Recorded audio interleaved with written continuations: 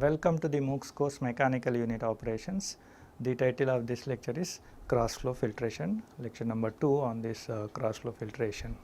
We have already seen a few basic things about the cross flow filtration and different types of membrane properties. Those kind of things we have seen in our previous lecture. Now we are going to see a few more details about the cross flow filtration, especially with respect to ultrafiltration. So we will be developing some equations for the flux, permeate flux, concentration, polarization, etc. For the case of ultrafiltration membranes. So permeate flux of ultrafiltration membranes. So the performance of a membrane in general can be characterized by three important points. First is the permeate flux, second one is the percentage rejection of the solutes by using the membranes, and then third one is the concentration of solute in the retentate stream, because here in the membranes one of the phase, retentate phase become more concentrated compared to the feeds. So what is the concentration of solute in the retentate stream is also kind of important factor, as we are going to discuss. We are going to find out each and every detail of these things now in this particular lecture. So because of membrane fouling, the permeate flux often decreases, whereas the rejection may increase. What happens when there is a kind of membrane surface here, along with when a kind of feed which is having a small particle, a low concentration solution, which is feed is here nothing but a solution having low concentration of particles, and then particle sizes are also in general very small, of order of microns or even less. Then only we use this cross flow filtration using membranes. So now when this operation is taking place, what happens? Some of the particles will be deposited on the layer, and then they form a kind of a very thin gel kind of layer here, right? Very thin gel kind of layer would be there, right? So because of that layer, additional resistance to the flow of permeate to pass through this membrane would be there. Membrane resistance is already there, and then because of that one there is a kind of some permeate flux, and then but in addition to this membrane resistance, the gel layer, whatever the particles they are forming on the surface during the process of membrane separation. So this gel layer will also be offering additional resistance. Because of that one, permeate flux would be reduced, but however more resistance is this, and more particles would be retained towards the retentate side. So then the rejection may also increase.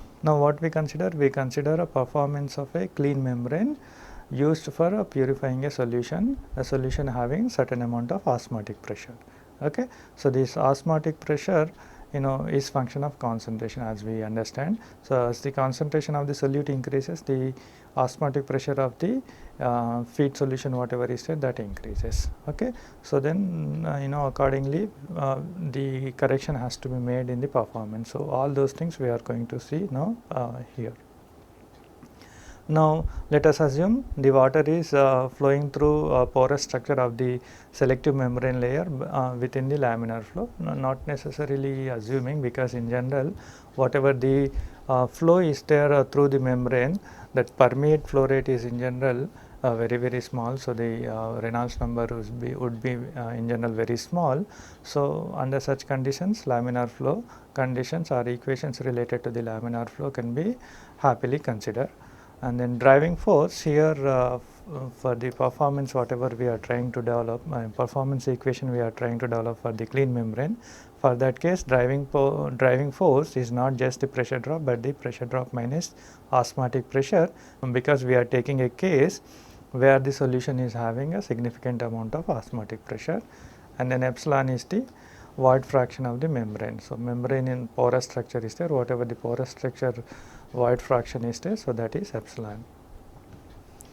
In general, pores are not uniform cross section, and then often they are interconnected, as we have seen several cases.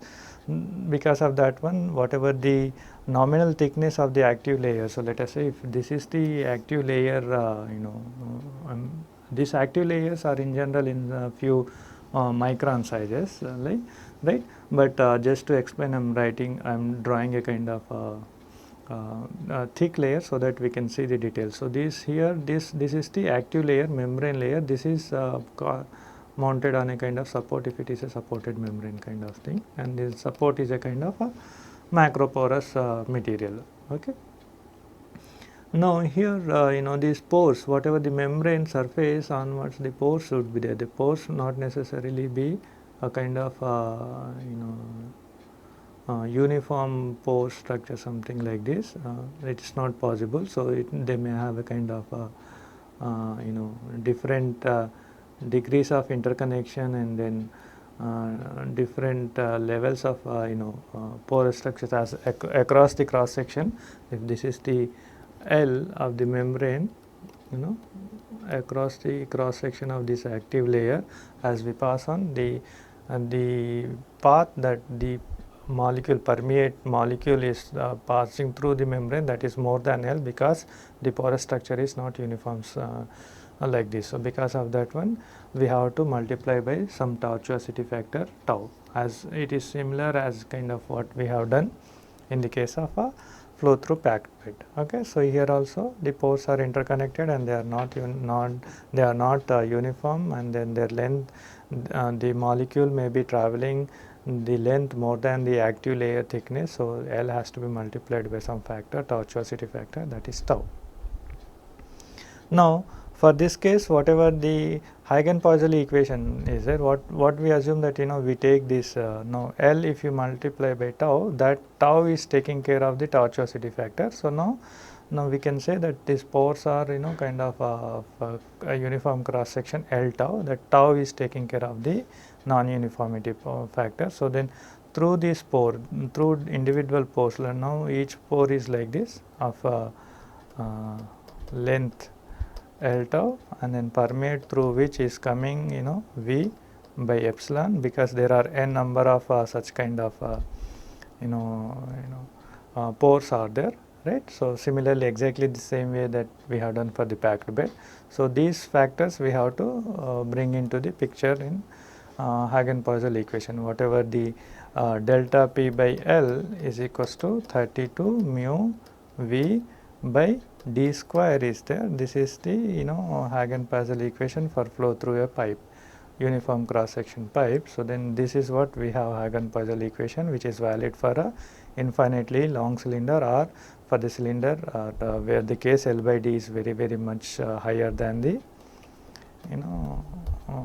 1. So that is L is very much larger than the D. So then it is valid. Under such assumptions, those assumptions we can also apply for the simplified case here, as we have given here, right.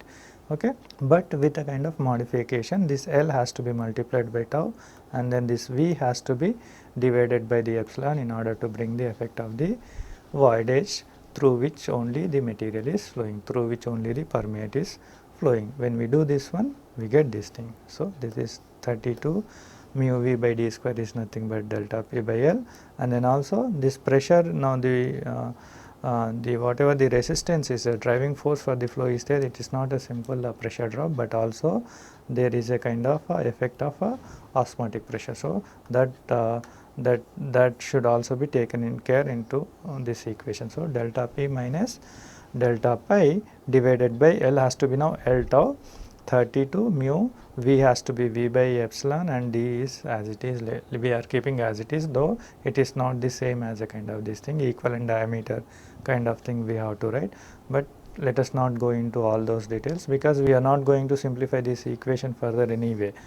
So what we get here, superficial permeate velocity normal to the surface V is nothing but delta P minus delta pi d square epsilon by 32 mu L tau, right. So here the from this equation, though V is having the units meter per second, so this is the permeate flux, but in general this permeate flux is also represented in terms of meter cube per second, meter squares, and not only just meter per second, they are just multiplied by some kind of factor, so that reported in this kind of forms. But more often the permeate flux is reported in terms of units liter per meter square hour, liter per meter square hour. Okay. So, now, but if you wanted to use this equation, let us assume you know the concentration, the solution concentration. So, then you can find out the osmotic pressure, that is not a problem. But what is the pores? This membrane is having several pores on the surface, right, and then these pores are having different cross sections. So, which diameter should you take? That you do not know. And then in general, voidage is also very difficult to find out, though you have the facilities now, you can find out for a given membrane, right. So, but it is not readily available, in a sense it is not readily available, though it can be measured. And then what is the tortuosity factor? We do not know actually how much it is. In packed bed we found for some cases it is 2.1, something like that is appropriate one, appropriate for laminar conditions, but other turbulent conditions it may be very much higher, very much different from the laminar case tortuosity factor. So, having these many ambiguities, getting a reliable information about permeate flux is going to be very difficult. So, what we do? We try to overcome these measurements of d, L, epsilon and tau, etc., and then rearrange this equation in a different kind of form. So, how we can write a different form? These parameters we can these characteristics d, L, epsilon and tau, etc., we can incorporate in kind of in some kind of permeability or in some kind of resistance. So, in two ways the permeate flux can be reported. So, now when you report, we can report in terms of the permeability, that is pure water flux at room temperature per unit pressure drop, or membrane resistance, which is reciprocal of Qm as below here. So, the same equation whatever we have. So, V is equals to delta P minus delta pi, and then something is there, right. So, and then something is there, that like if you specifically the previous equation one, we write V is equals to delta P minus delta pi d square epsilon 32 mu L tau. This equation now we are writing for a pure water flux. Qm is a kind of for a pure water flux kind of condition. So, for pure water, if there is no solute, then there will not be any kind of osmotic pressure. So, then we can write this equation delta P multiplied by some constant. So, all these things are we measure, we incorporate or include in something like that Qm, that we can call it as a kind of permeability. Okay.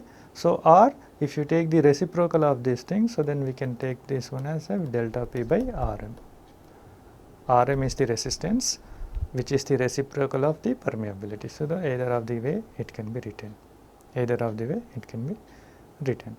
Okay. But in general, if you wanted to write the same equation for the case where you are using for purifying a solution, if you have a solution, there would be a kind of solutes, and then when there is a kind of solute particles in a solvent, then that that overall final solution would be having some amount of osmotic pressure. So, you have to incorporate that osmotic pressure also in a generalized equation, and then when we are doing the separation by using membrane for those solutions, then particles will be forming a kind of gel layer, not as a kind of cake as we have seen in cake filtration, but very thin gel layer kind of thing would be forming on the surface.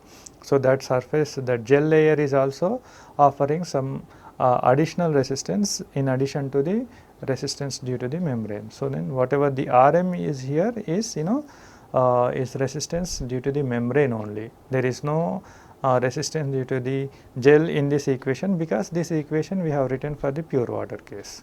Pure water case, there are no particles, so there is no gel formation kind of thing.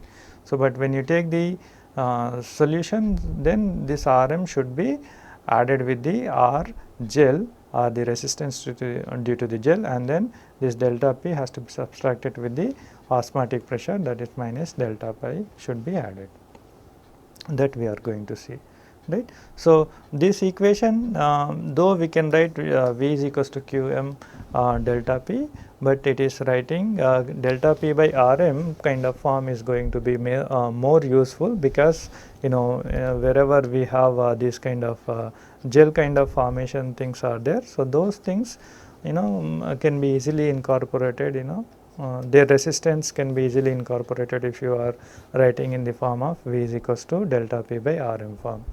So, now generalized flux equation for ultrafiltration membrane should be what? It should be V is equals to delta P minus delta pi divided by Rm plus R gel, right.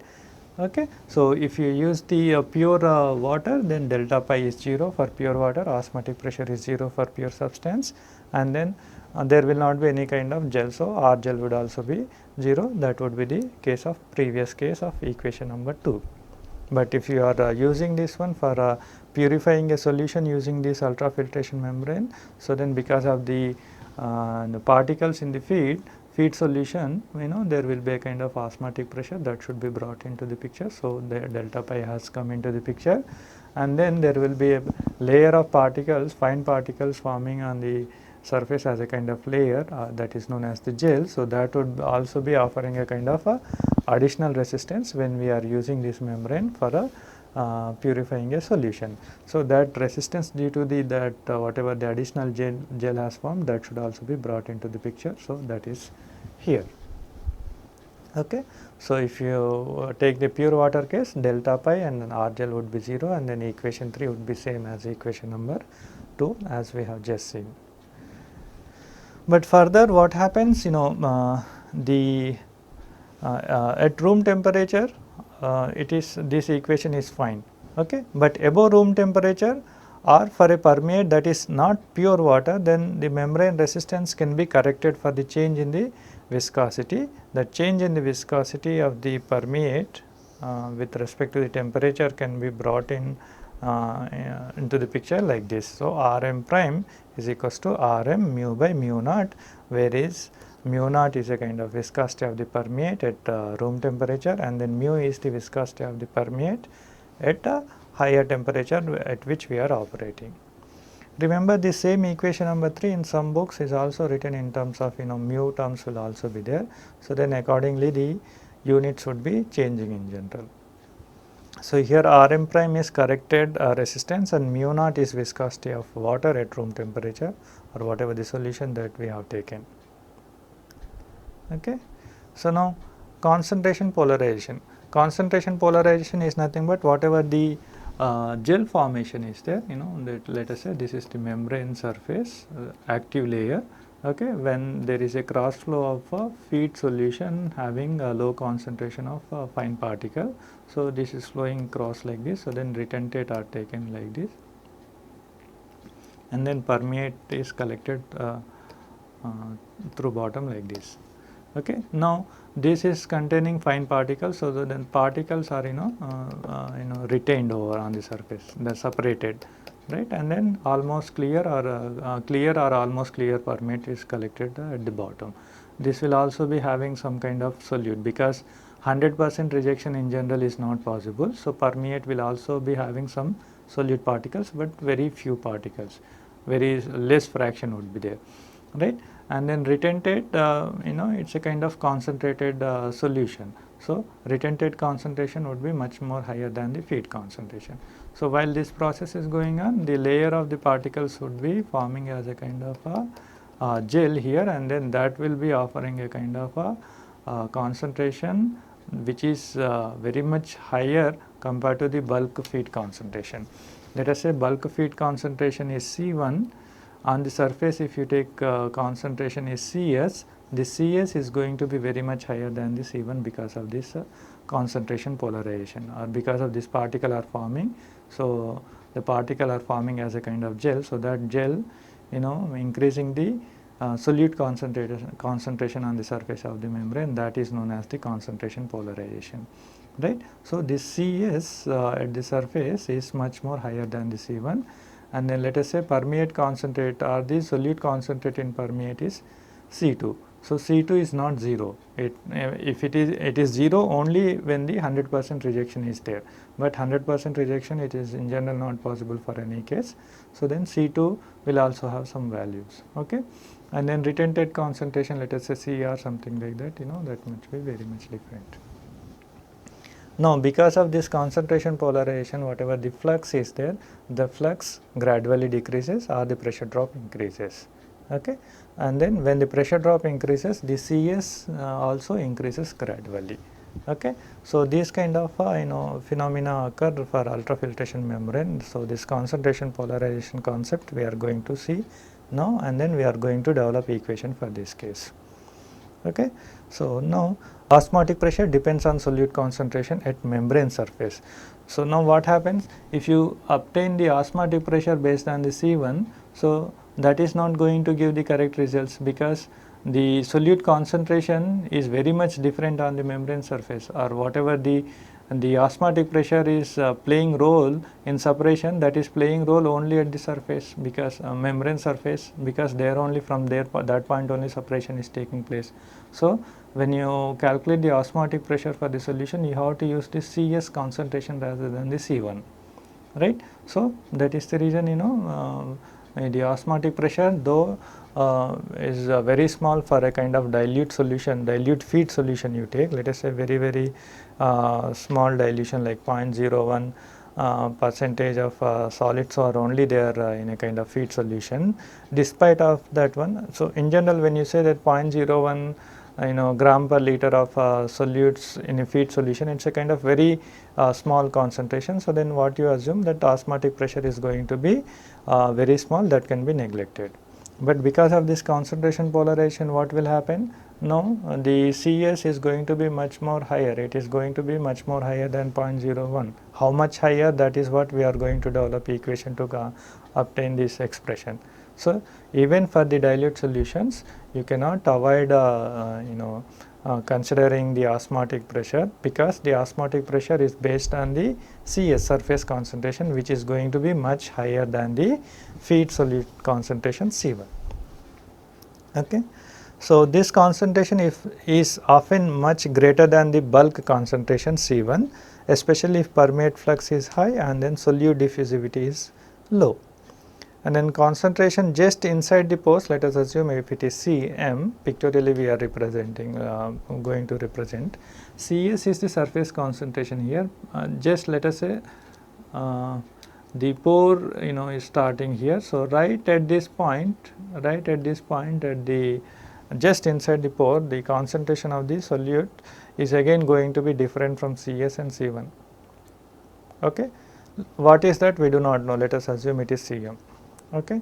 And then surface concentration is Cs, which is much more higher than the feed concentration C1. Cm is definitely different from the Cs, but it is lower than Cs by a factor k, which is known as the equilibrium partition coefficient, right. Such kind of similar discontinuity would be there for the solute concentration, where selective layer joins the large pore support in general. So, pictorial, if you see this concentration variation or concentration gradient for ultrafiltration membrane. So, this is the kind of membrane surface towards the support, and this line is a kind of membrane surface exposed to the feed solution, which is going to be separated, right. So, now this is the selective layer thickness, we do not know what it is, okay. We do not want to know as of now, it is L, and then the support is thickness of the support is much more higher than the membrane thickness in general. So, this is the support. On this support there is a selective membrane layer is there. So, that is this one, and then the feed solution is flowing along the surface like this, because it is a cross flow filtration, it is not dead end filtration. So, then the solute concentration in the feed, that is in the bulk solution, is C1, right. But as the process moves on, so then particles will be deposited on the surface, on the surface of membrane. So, because of that one, the surface concentration or the concentration of the solute on the surface is going to be much higher compared to the bulk concentration of the feed, because till this point there is no separation. There is no separation or concentration change supposed to be, but the feed solute concentration near the selective layer on the selective layer surface is going to be very much higher because of this gel formation or because of the concentration polarization, right. That concentration we call it as a CS at the membrane surface. And let us say this is the membrane surface, right. So, here on this membrane surface, on this membrane surface we have taken one particular pore. So, on the surface the concentration is CS, okay, but just inside the membrane pore, whatever the pore one selected pore we have taken, here the concentration is Cm, which is going to be less than the CS, which is going to be less than the CS, that is Cm, but it is definitely going to be more than the C1, more than the C1. So, this the levels C1 is at lower level, CS is the at a higher level, Cm is the between these two, but towards the C1, okay. And then towards the permeate, once this whatever the solution passes through here, so some solutes will also be passing through. So, then from here the permeate is collected. So, permeate is in general pure, almost pure, but not completely pure. So, there will be some solute particles. So, then solute concentration in the permeate side is C2. So, pictorially if you represent concentration polarization, this is what you get. So, now here what we can see, the concentration from the bulk, it is almost stable to certain distance, almost constant to certain distance, but after that it is gradually increasing and then increasing to the such high concentration like CS at the surface, right. So, now we can separate the distance in two parts towards the membrane. So, towards the bulk flow, fluid side, whatever the distance is there, you just leave it as it is. Let us say this point, from here the concentration gradually increases and then it increases to such large concentration as CS at the membrane surface. So, this distance you take it as a kind of delta, okay. It looks like 8 here, but it is a kind of a delta. So, this distance what we do, you take it as a kind of delta. So, at x is equals to 0, the membrane surface at x is equals to 0, what is the concentration here is CS. At x is equals to delta onwards and then towards the bulk side, what is the concentration is nothing but C1. These are the boundary conditions. So, now some changes, concentration change with respect to the distance is happening only from x is equals to 0 to x is equals to delta. So, what is that function we have to find out if you wanted to find out whether CS, okay. So, that is what we are going to do anyway. Now, in general for cylindrical pores and then spherical molecules, whatever the partition coefficient K is there, that is given as 1 minus lambda whole square, where the lambda is the ratio of molecule size to the pore size. Lower the value of K, higher is the rejection in general, but however effect of wall friction on solute diffusivity also cause the rejection to become quite high even when the molecules are less than the half the pore size. That is, even when lambda is less than half, what happens, there is a kind of wall friction on solute diffusivity, effect of wall friction on solute diffusivity is there, that makes in this rejection very high even when this lambda value is less than half. Further, osmotic pressure of solutions of polymers, proteins and other large molecules increases significantly with the concentration. So, osmotic pressure, what if you calculate based on the C1, that is phase concentration, that is not going to give correct thing, because this delta pi in general increases for any of these polymer solution, protein solutions etc., with increasing the concentration. So, at the surface the concentration CS is much higher than the C1. So, whatever the osmotic pressure using the CS concentration is there, that is going to be the correct one, okay. This indicates what we indicate, that delta pi, a significant fraction of delta P should be considered even when the osmotic pressure of feed solution is negligible. Even if osmotic pressure of feed solution is negligible, because C1 is very small in general, Despite of that one, delta pi has to be incorporated in this equation, because what happened in the ultrafiltration membranes, there because of the concentration polarization, surface concentration gradually increases, okay, and then it reaches certain maximum concentration for a given thickness of the feed layer. Okay. At that maximum concentration Cs, this osmotic pressure is going to be much higher compared to the osmotic pressure calculated based on the feed concentration. So, because of that reason, even if the feed solution osmotic pressure is negligible, the delta pi has to be incorporated in the equation. But on the other hand, in general, in reverse osmosis, concentration polarization is treated using simple mass transfer equation, that is equating the diffusion flux to amount of solute rejected per unit membrane area. That is itself is satisfactory, where surface concentration is only moderately higher than that of bulk. Right. In reverse osmosis also such kind of concentration polarization would be there, but there we do not need to worry about variation of concentration with respect to the x distance from x is equals to 0 to delta, because the Cs and C1 variation is in general very small in the case of reverse osmosis. Like Cs minus C1 is very small, that can be in general neglected in the case of reverse osmosis. So, then you do not need to find out how this Cs is changing from Cs to C1 as x is increasing from x is equals to 0 to x is equals to delta. That you do not need to do in case of reverse osmosis, because that difference is very small. But in ultrafiltration, that is going to be very significant one.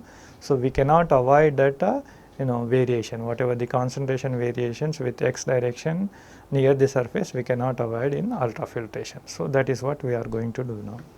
So, for ultrafiltration, large change in concentration near the surface requires integration to obtain concentration profile.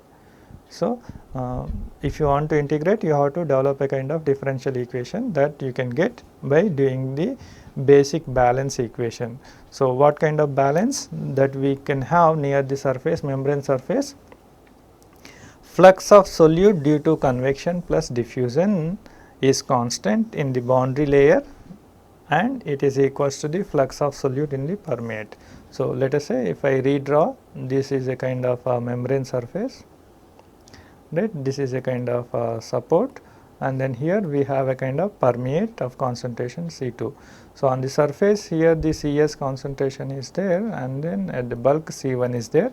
So, in this distance x is equals to 0 to x is equals to delta, the concentration is changing from Cs to C1. So, this variation whatever is there, that we have to take care, and then where the convection and diffusion both are taking place. So whatever the near the surface, right, in the that is in the boundary layer, this boundary layer delta. So, within this boundary layer, whatever the flux, solute flux is there because of the convection and diffusion, that should be equal to the flux of the same solute in the permeate.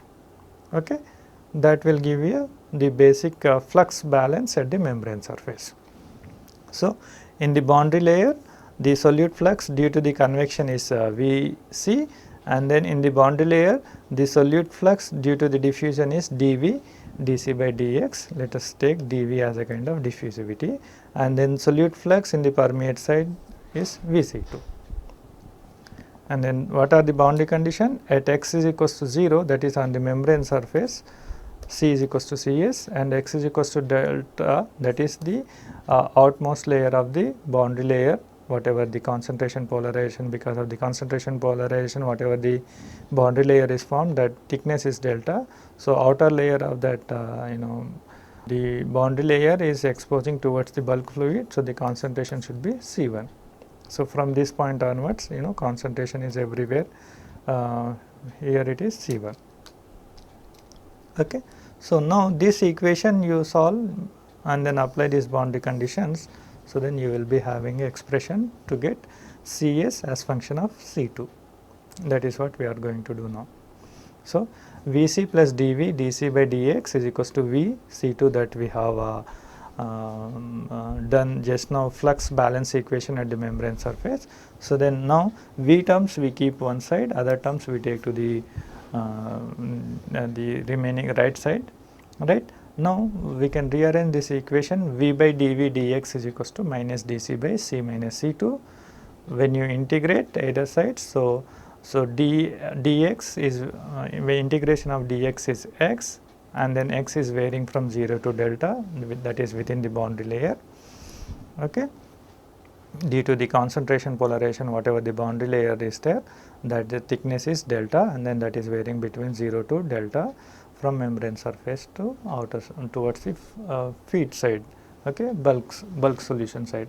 And then minus dC by C minus C2 is nothing, when you integrate you will get minus ln C minus C2, and then surface concentration at x is equals to 0, concentration is Cs, at x is equals to delta, concentration is nothing but the bulk concentration C1.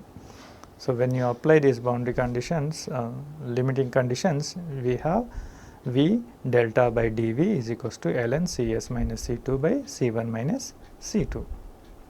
So, this is the equation. Now, here if you know the diffusivity and then thickness, boundary layer thickness, then you can know the Cs, because C1, C2 are known, the feed solution concentration you know, and then permeate solute concentration also you know while doing the experiment. So, Cs you can know from here. The same equation, if you rearrange this, what dV by delta is having a kind of a meter per second units. So, that is we can call it as a kind of a mass transfer coefficient Kc. So, ln Cs minus C2 by C1 minus C2 we can write it as V by Kc. dV by delta has units of length per unit and is defined as the mass transfer coefficient Kc. Okay. This is the case when the rejection is partial. Indeed, in reality, most of the cases the partial rejection only takes place, complete rejection never takes place, very rarely it takes place, right. So, in case if you have a kind of a complete rejection, then C2 should be 0 in the same equation, then ln Cs by C1 should be equal to V by Kc. For simple case of complete solute rejection, which is not possible in general. However, if you have a case where complete rejection is taking place, then C2 is equals to 0, and then in above equation ln Cs minus C2 by C1 minus C2 is equals to V by Kc. If you substitute C2 is equals to 0, then we have V is equals to Kc ln Cs by C1. Okay. So, now what we understand further, permeate flux is non-linear function of delta P due to this concentration polarization, and a trial and error solution is needed to calculate V for a given delta P. Actually, if it is pure water, then water flux linearly increases with the delta P. But if you have a dilute solution which you wanted to purify by membranes, by using membranes in this ultrafiltration, then that flux of the solution it is non-linear, okay. We are going to see that one also.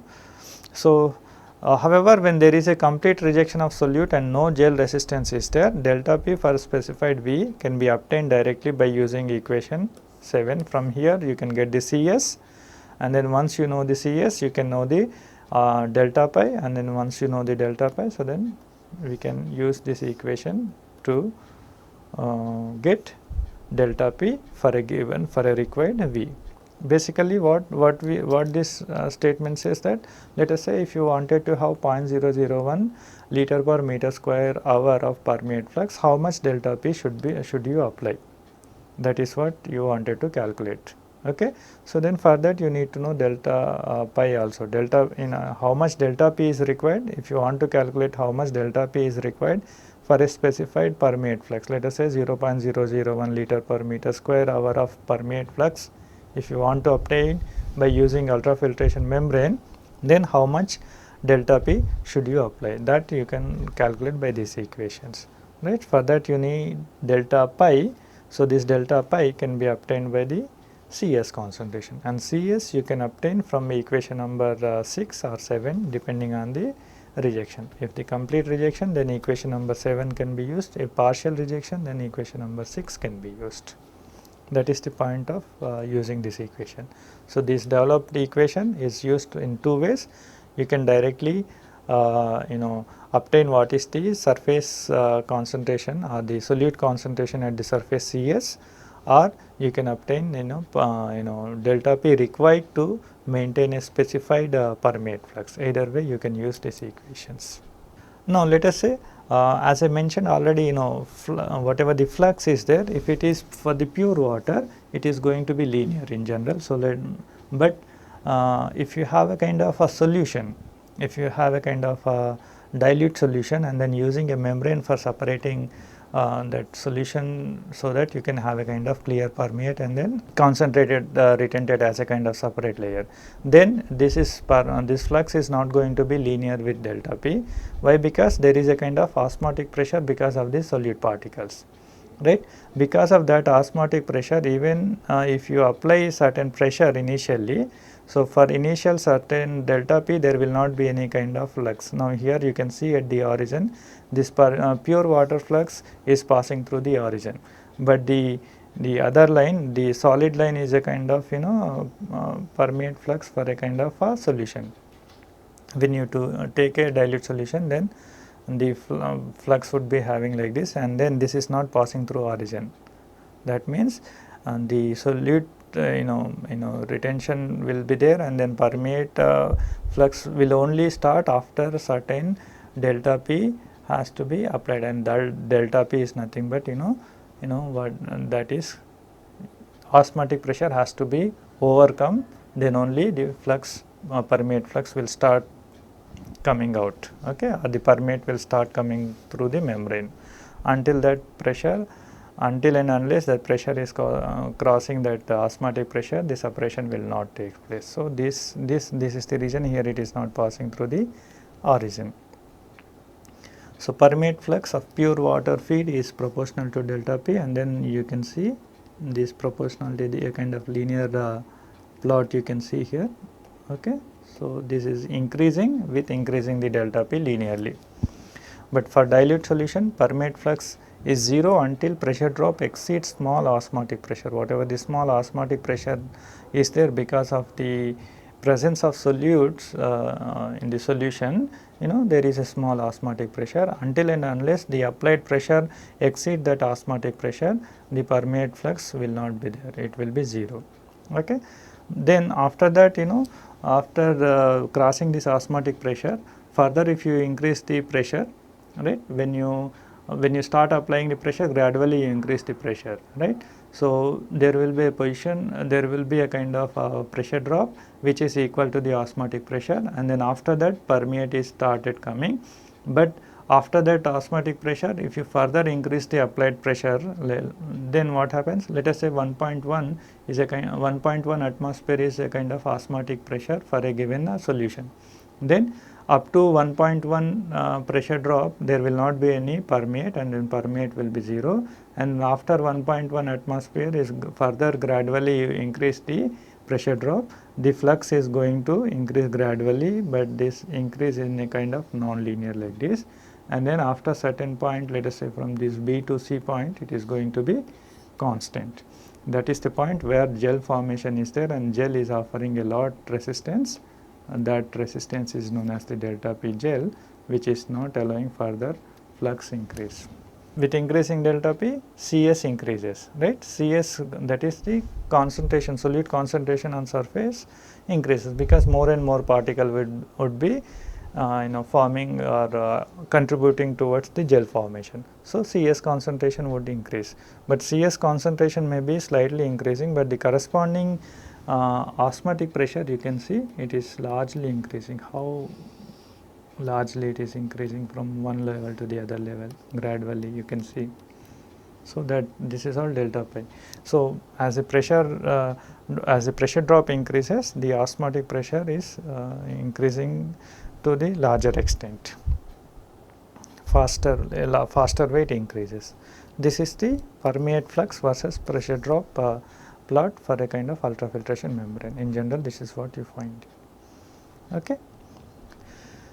This maximum flux whatever is there, that is reached when Cs becomes equal to the solubility and a precipitate or gel layer forms at surface for some cases, but however in some cases Cs at maximum flux is less than the solubility, as the rejected molecules form a surface layer with appropriate hydraulic resistance, which is because this whatever the particles are there, tangled mass of overlapping molecules at the membrane surface, they cause a kind of increased rejections for these kind of cases where the maximum flux is attained and then Cs is less than the solubility. Despite of that one also rejection increases.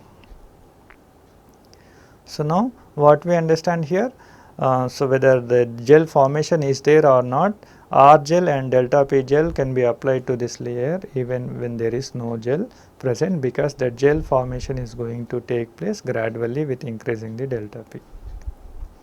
So, flux is limited by the rate of mass transfer back to the bulk diffusion upon reaching that maximum flux. After this point, whatever the flux is there, here it is controlled by the mass transfer.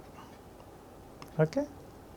Further, sudden increase in delta P, say from that point B to C in the picture we have seen, that provides a temporary increase in permeate flux, but it decreases to maximum steady state value as gel layer becomes thicker, because thick gel layer compresses with time and increasing the pressure drop would eventually decrease the flux only. So, this is about the concentration, polarization and permeate flux for the ultrafiltration membrane, and then how the permeate flux is changing with the pressure drop, etc. Those kind of things we have seen about this ultrafiltration membrane. So, in general these ultrafiltration membranes are used widely in food processing and pharmaceutical industries to separate and concentrate solutions of proteins or drugs. UF is also used to recover chemicals in the textile and paper industries as well as in waste treatment and water purifications. We have seen a few specific applications in the previous lecture, and then some generalized applications are given here for ultrafiltration membranes. Now, what we do based on this permeate flux and then concentration polarization concept for ultrafiltration membrane, whatever we have seen, we try to solve couple of problems. A tubular membrane with a diameter of 2 cm and water permeability of 250 liter per meter square our atmosphere is being used for ultrafiltration of cheese V at room temperature. The V proteins have an average diffusivity of 4 into 10 power minus 7 centimeter square per second, and osmotic pressure is given by this equation, where C is the protein concentration in grams per liter. The mass transfer is described by the Sherwood number, and Sherwood number as function of Reynolds number and Schmidt number is given here.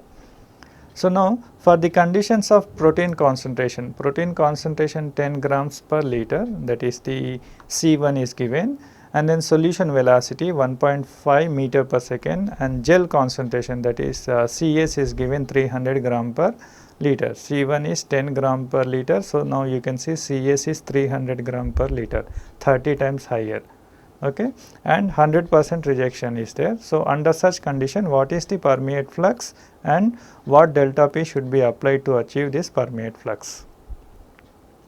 So, we need some kind of properties such as density and viscosity. So, for that, bulk solutions have the same density and viscosity as of water at room temperature, that we can assume as per the problem statement. Okay. So, we need to find out what is permeate flux and then what is pressure drop to maintain this permeate flux under 100% rejection conditions, right. So, Cs, we have this V by Kc is equals to ln Cs by C2. From here we can find out this V, but Kc we have to find out. How to find out the Kc? Kc we can find out from this Sherwood number expression. So, Re you can calculate because the solution velocity is given, density and viscosity of the fluid is given same as the water. Schmidt number also you can calculate. So, then Sherwood number you can calculate, from Sherwood number you can calculate the Kc value. Once Kc is known, from this equation you can calculate the V, because Cs is also given, and then C2 is 0, this is ln Cs by C1. So, d is 2 centimeter, V bar is 150 centimeter per second.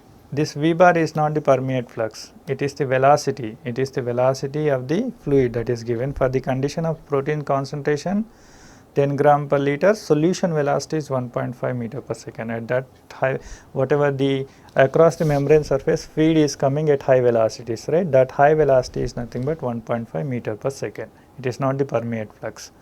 Okay. So, 1.5 meter per second, I will write 150 centimeter per second, because we will be solving this problem in CGS units. At 20 degree centigrade, water has the 1 gram per cc density and 0.01 gram per centimeter second viscosity. So, Re is d V bar rho by mu, d is 2, V bar is 150, rho is 1, mu is 0.01. So, Re is coming out as 30,000. Schmidt number is mu by rho d naught. So, which is given as a kind of mu is given as 0.01, d naught is 4 into 10 power minus 7, and then rho is 1, all are in CGS unit. So, it is coming 25,000. So, the Sherwood number, it is given as like this in the problem. So, in the Sherwood number expression you substitute Schmidt number and Reynolds number. So, you will get Sherwood number is 3.9 into 10 power 3, which is definition of the Sherwood number is nothing but Kc d by d naught. D naught is the diffusivity.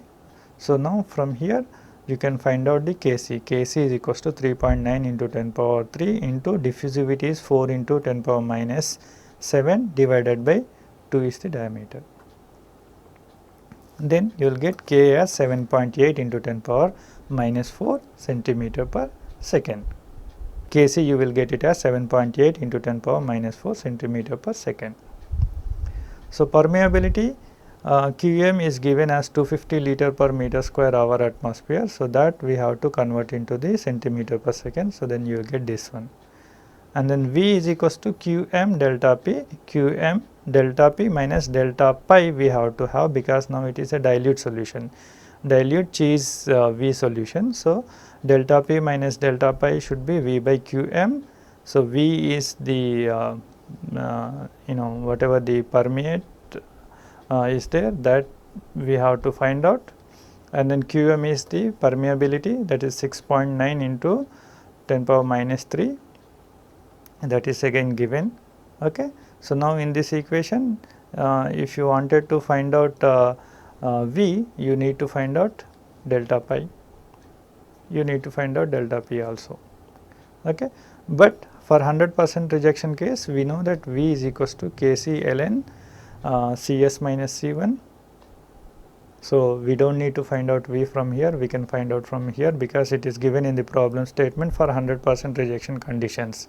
So, from here V you will get Kc, that is 7.8 into 10 power minus 4 centimeter per second, ln Cs is 300 gram per liter, C1 is 100 gram per liter given in the problem. So, then you will have this 2.653 into 10 power minus 3 centimeter per second as a kind of permeate flux. So, permeate flux is known. So, now V is also known from here. So, now you need to find out what is delta P. For that you just need to find out delta pi. Delta pi osmotic pressure expression is also given. In place of C you have to substitute Cs values, because we wanted to know the osmotic pressure at the membrane surface. At the membrane surface the concentration is Cs. So, 300 when you substitute here in this osmotic pressure equation which is given, then you will get osmotic pressure as 3.3 atmosphere. So, delta P minus delta pi is equals to V by Qm, and then V is now already 2.653 into 10 power minus 3 that we have calculated. Permeability Qm is given as 6.94 into 10 power minus 3. Osmotic pressure you just calculated as 3.3. So, 3.683 atmosphere of pressure drop you should apply if you wanted to have a kind of 100% rejection with permeate flux 2.653 into 10 power minus 3 centimeter per second. Okay. We take another example problem. A membrane filtration process is used to concentrate a suspension of 8 micron spherical particles, has a permeate flux of 150 liter per meter square hour at 30 degree centigrade and a pressure drop of 2.1 atmosphere. Under the same conditions, the water flux is 280 liter per meter square hour. Calculate the resistance of the membrane and the gel layer, that is Rm and then R gel we have to find out. In addition, we have to find out how thick a layer of particles would be needed to account for the gel layer resistance if epsilon is 0.4 and then mu is 0.801 Cp, that is L we have to find out. That is L is like on the membrane, this is the membrane, okay. On this membrane the particles gel layers are formed, the particles are forming a kind of gel layers, right. What is the thickness of this gel layer? L. This we have to find out.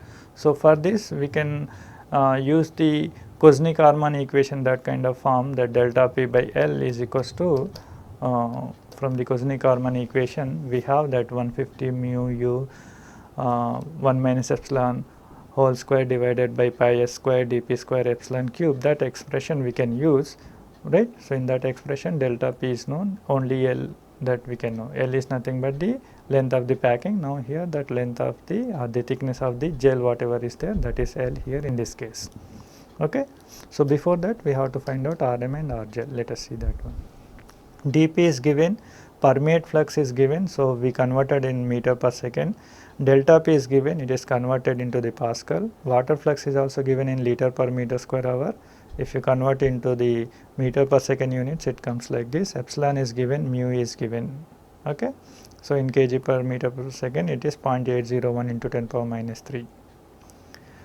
So, then pure water flux is nothing but delta P by Rm, right. So, from here delta P is given, so Rm should be delta P by pure water flux. Pure water flux is also given. So, delta P is nothing but we converted in Pascal, so it is 2.1 atmosphere, but in Pascals it is 2.2287 into 10 power 5 Pascals divided by the permeate flux is given in pure water, it is pure water. So, pure water flux is given in liter per meter square hour. In meter per second, if you convert, it comes out to be 7.77 into 10 power minus 5. So, Rm comes out to be 2.866 into 10 power 9 meter inverse, straightforward, okay. So, similarly for solution, this equation we know permeate flux is nothing but delta P minus delta pi by Rm plus R gel. So, permeate flux is also given 150 liter per meter square hour. So, that will be converted into the meter per second like this. Now, delta P it is given 2.1 atmosphere, in Pascals it is 2.2287 into 10 power 5 Pascals, minus delta pi we can take it as 0 because it is first of all the solute concentration is not given. So, we assume that the solute concentration is very small. So, then we can take it as a kind of 0. So, then from here Rm is also known. So, from here R gel we can find it out. So, R gel is equals to 2.484 into 10 power 9 meter inverse.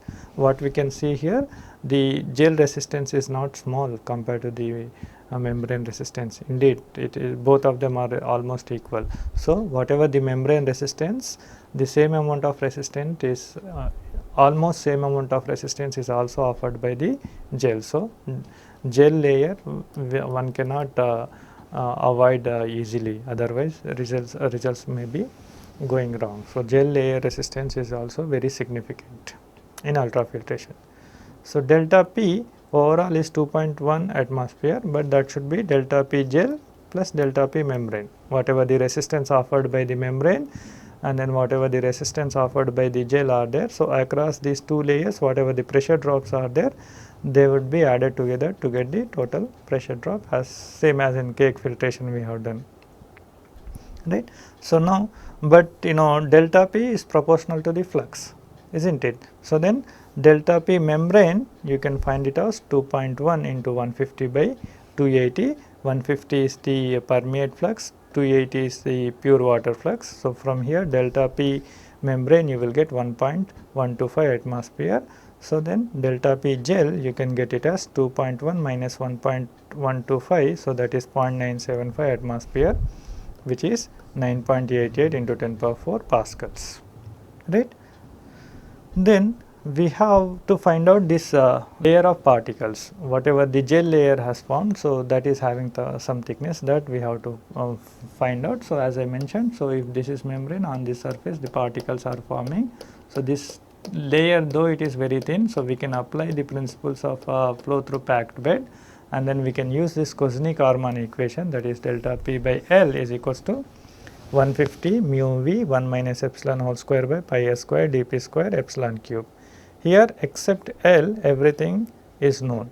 So what we do, delta P by L, right hand side when you calculate, you will after substituting all these values you will get 4.4 into 10 power 5 Pascal per meter, right. Now delta P is also known, so L should be delta P divided by whatever this 4.4 into 10 power 5 is there, that when you do you will get L as 0.224 meters. So 0.224 meters thick particles are forming as a kind of gel layer. So gel layer thickness is nothing but 0.224 meters. It is very significant one.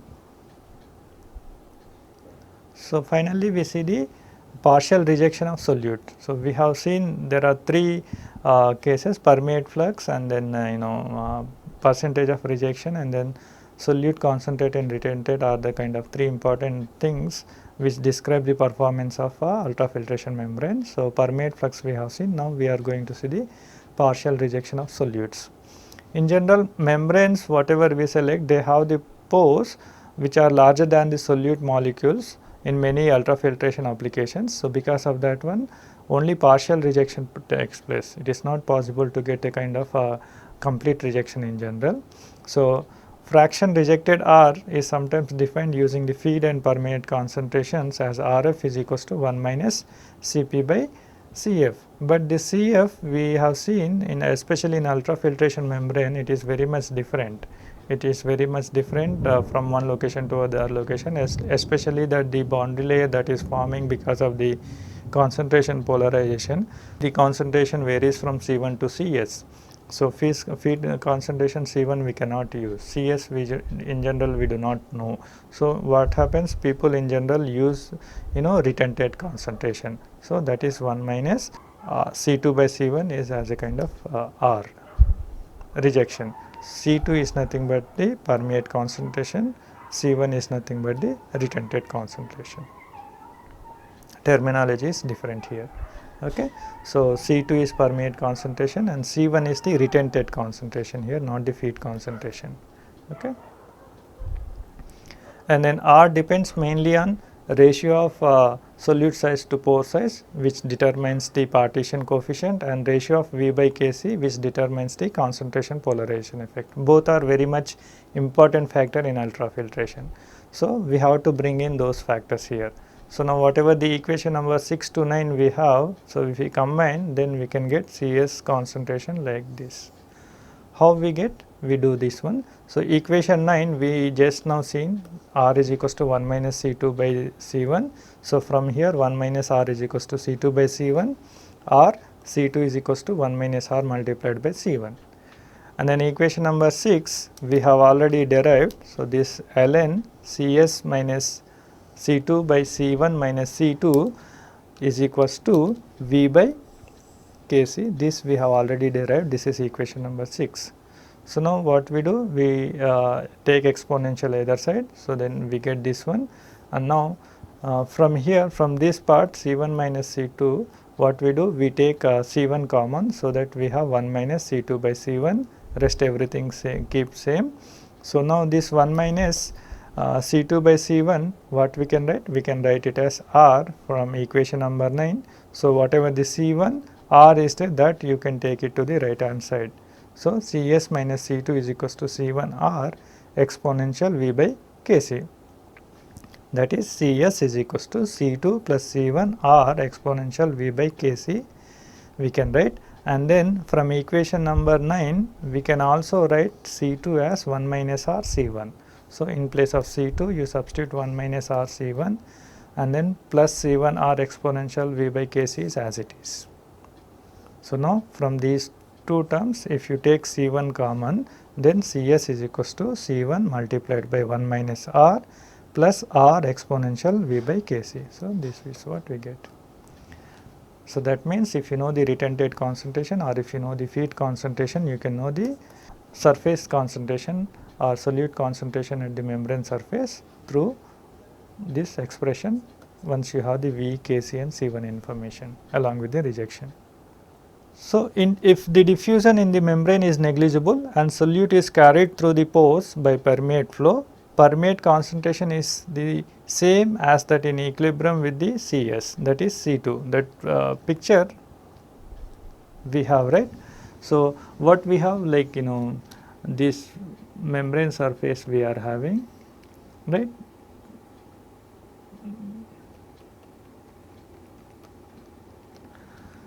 Now, here the particles are being deposited as a kind of gel layer on the membrane surface, right. So, this is Cs concentration, right, but other side C2 concentration is there. Okay. So, within the Cs, just inside Cm is there, okay, just outside of the pore, let us say in this pore here it is Cm, here is there, and then C2 is there. So, this C2 and then Cn, the Cs are in a kind of equilibrium, right, because they are just either side of the membranes. One is the just one side of the upstream side of the membrane, other one is the just downstream of the membrane, and then within that membrane thickness layer the concentration variations are some variations are there. So, that variations can be represented by the equilibrium partition coefficient, and then how we can represent that C2 is equals to K Cs, C2 is equals to K Cs. Now, if you use this one in equation number 11, then we get this expression for the rejection. Okay. How we get? So, that also we do it here. Just now equation number 10 we derived. Okay. This equation, what you can do, C2 left hand side we have Cs actually. In place of Cs, let us write C2 by K from equation number 11. That is the first step you do, right. In place of Cs you write C2 by K. Then next step what you do, this K you take to the right hand side, and then this C1 you bring it to the left hand side. So, left hand side you have C2 by C1 is equals to K multiplied by whatever the remaining step remaining terms are as it is. Now, C2 by C1 is what? From the equation number 9, that is rejection definition, is nothing but 1 minus R. Okay. In the right hand side you can just write it as a two terms, K into 1 minus R as one term and another term Kr exponential V by Kc, both the terms are addendum as here, just expanded it. Now, this equation what you do, both the sides you divide by R, both the sides you divide by R. So, left hand side you have 1 minus R by R is equals to right hand side we have K 1 minus R by R plus K exponential V by Kc, because R and R from the second term would be cancelled out when we are dividing it, right. So, now what you do, this 1 minus R by R terms you take one side. So, then you have 1 minus R by R multiplied by 1 minus K in the left hand side, and then right hand side K exponential V by Kc there in the right hand side. So, we can write 1 minus R is equals to K by 1 minus K exponential V by Kc. This is what we have. Okay.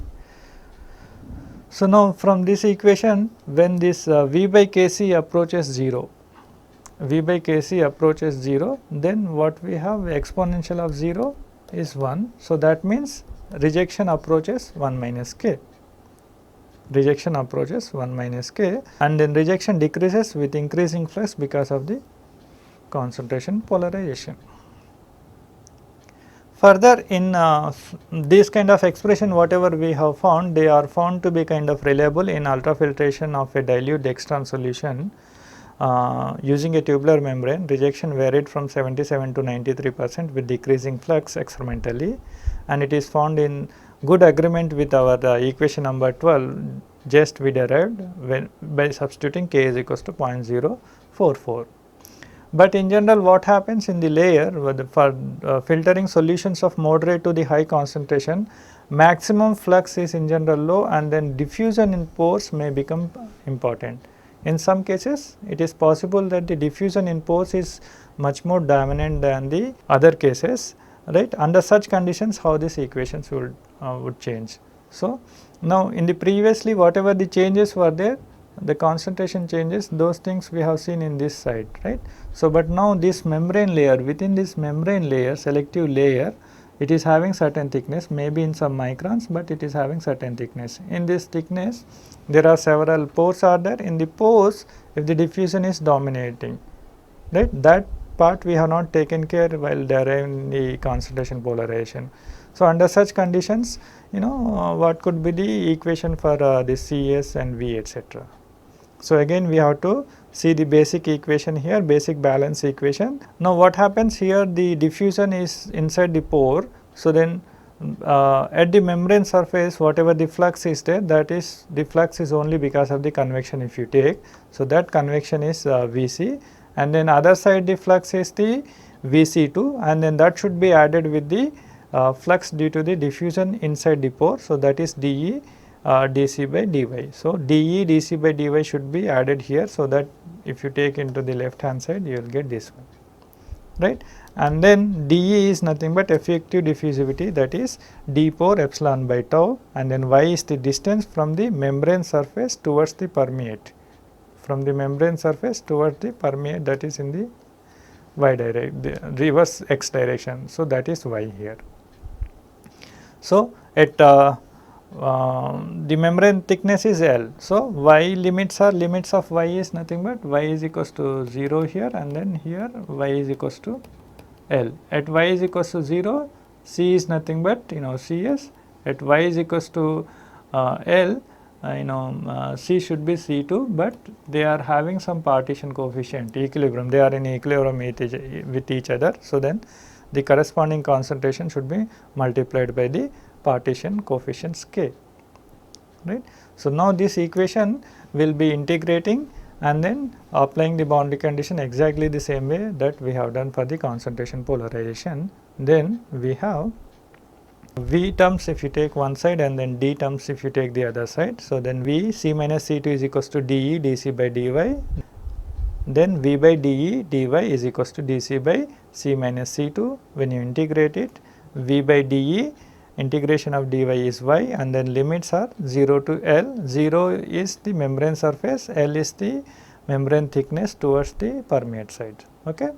So, right hand side ln C minus C2 should be the this thing, after the integration of dC by C minus C2, you will get ln C minus C2. That limits at y is equals to 0 is the membrane surface towards the feed side. So, that is at the membrane surface, on the top surface the concentration is Cs, but now we are assuming the partition factor for both the boundary layers of selective layer are there. So, then K has to be multiplied. So, KCS, and then towards the inside the other side of the pore. So, that is here in this pore, this side. Now, this is the layer actually. This is your thickness of the membrane actually, L. Okay. This side the surface concentration is Cs, this side moment it comes, this side other side it is C2, but it has same partition coefficient, that is the assumption, because we do not know exactly what is Cs, we do not know exactly C2 inside the pore. Okay. So, they are in equilibrium with a kind of partition coefficient K. So, that has to be multiplied here. So, when we take these limits, then VL by dE is equals to ln KC2 minus C2 divided by KCS minus C2. Then you take exponential. So, here K minus 1 C2 by KCS minus C2. When you rearrange this equation and then do the simplification, you will get KCS exponential VL by dE minus C2 exponential VL by dE is equals to K minus 1 C2. Further, you take all C2 terms one sides, KCS exponential VL by dE is equals to C2 exponential VL by dE plus K minus 1 C2. This equation, if you write C2 by Cs form, right? Then we have K exponential VL by dE divided by K minus 1 plus exponential VL by dE. This is what we have this equation for a surface concentration if the pore diffusion is predominating. If the pore diffusion is predominating, under such condition the surface concentration on the membrane surface can be obtained by this expression, or the relation between the surface concentration and permeate flux can be written as this equation number 14. So, L is the thickness of the selective layer, that membrane thickness. If VL by dE is less than 2, then the solute diffusion will have a significant effect on the rejection, and then VL by dE value goes further beyond the 2, it is going to have a pore diffusion is going to take the lead. Since the diffusion lowers the rejection at low permeate flux and concentration polarization is important at high flux, fraction rejected is predicted to go through a kind of maximum with a permeate flux. References for this lecture are given here, but most of the notes is prepared from this first reference book, McCabe, Smith and Harriet, Unit Operations of Chemical Engineering. Thank you.